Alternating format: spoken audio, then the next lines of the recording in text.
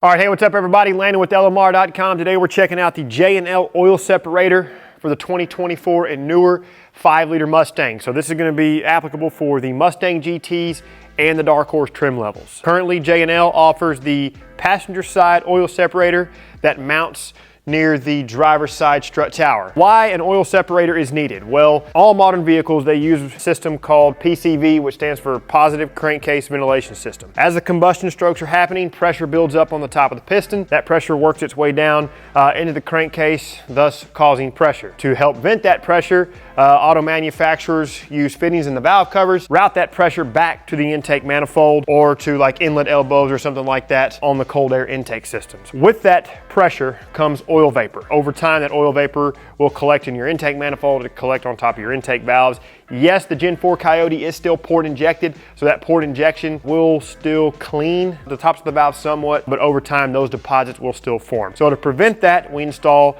an oil separator. And inside of these oil separators, there's a stainless steel mesh filter that prevents the oil vapor from working its way back into the intake tract, and it's going to collect in the canister. This particular canister here for the J&L oil separators, this is 3 ounces. You're probably wondering, how often do I need to empty it? I would empty it about every oil change, but if you're like me, you drive the car a lot, you may find yourself checking it, every month or so, give or take. If you track your car like at a high performance driving event, I would check it after the event and empty it accordingly.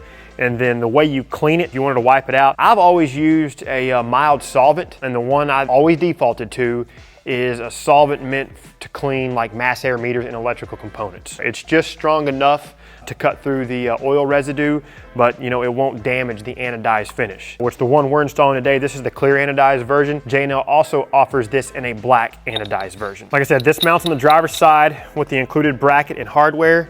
And then these are factory style fittings that are gonna connect directly to the car. So these fittings can and will pivot. So once you get your canister kind of situated where it goes in the car, to keep these hoses from being in a bind, you can rotate these fittings accordingly. We're gonna pull the intake manifold cover. If you have a strut tower brace, I haven't verified it on these cars, but I know like previous versions of the Coyote, I think the Gen 2, Gen 3 was just a goofy mess. The Gen 2, you could lift up and slide it underneath that strut tower brace. Can't confirm that on the Gen 4s, but your strut tower brace is gonna come right over the top of this, and then you just may have to remove the hardware on each strut tower that's securing that strut tower brace, remove the brace, and then you can pop your intake manifold cover up. So that's what we're gonna go ahead and do. It's just held in place with these pegs here underneath the cover, and then you have some grommets in the intake manifold. We're gonna remove the passenger side PCV hose, and then the way these work, there's this little tab on the back of it, and what you wanna do, you wanna kind of pull them away or out, because there's a little stop or a little locking tab down there. But all you do is just kind of bring it forward, or whichever direction you have to maneuver it to free it from this little tab, and then just pull up. And if the working space is tight, flathead screwdriver or something like that can help with dislodging the little tab there. There's the passenger side tube. This is what's going to get replaced. To allow a little bit of working room, I'm going to go ahead and pull the driver's side tube as well. Same rules apply. Depress the little tab, pull up and out of the way. And then what we'll do next is gonna be a 10mm deep socket to pull that stud out. So go ahead and remove the stud here at the rear of the degas bottle. And get it out of the way. So this bracket is gonna kind of get positioned just forward of perpendicular with the engine. But we're gonna leave this stud loose. That way we can clock this and then tighten it. To help route this, I'm gonna remove the canister.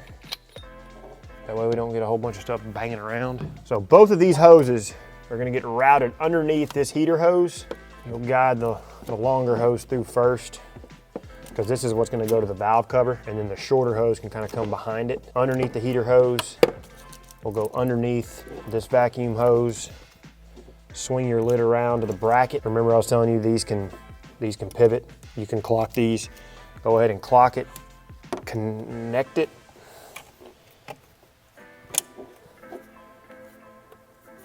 The longer hose is going to pass under this vacuum hose. Install the long hose onto the fitting in the passenger side valve cover. Double check your hoses, make sure they're routed the way they need to be. All right, so the hoses are situated, fittings are fully installed in their respective locations. Now we're going to take these little Phillips head machine screws. I use a magnetic tip screwdriver.